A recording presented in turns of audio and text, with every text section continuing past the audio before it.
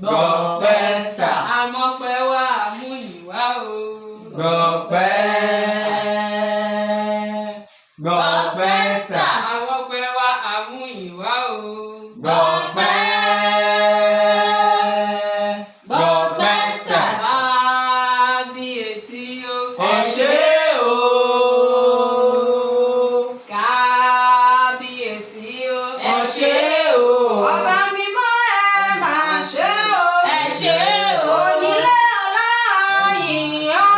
Ẹ ṣé o. Ọmọ mèrí yìnyín o. Ẹ ṣé o. Àwọn wájú aróhùn tí ẹ ṣe.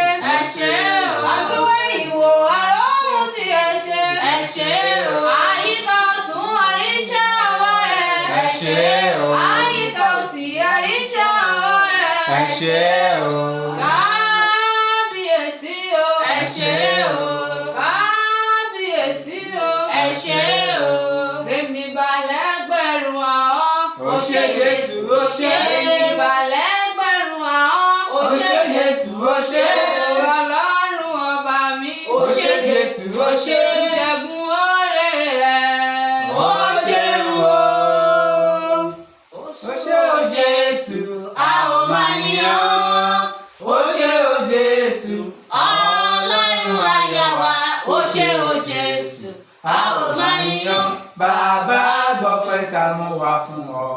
Ó ṣeun, ó ṣeun èmi balẹ̀ gbẹ̀rún ahọ́n. Ó ṣé Jésù, ó ṣé. Ìṣẹ́gun oore rẹ̀. Ó ṣé Jésù, ó ṣé. Ògo Ọlọ́run ọba mi. Ó ṣé Jésù, ó ṣé. Ìṣẹ́gun oore rẹ̀. Ó ṣeun o. Ògo Ìgbàlà. Ẹ̀kọ́ kíkà.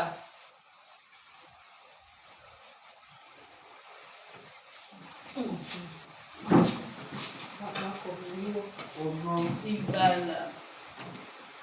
Matthew 13. 30 to 58. 30. To 58.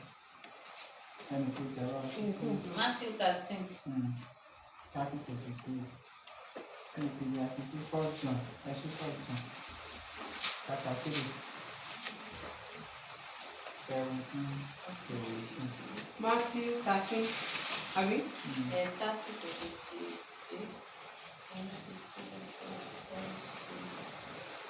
30 to 58. 8, 9, 10. Kí ló ṣẹlẹ̀? Pastor. Ó ti pọ̀ jù. Kí ló ṣẹlẹ̀? Ó ti pọ̀ jù. Pastor, what John was?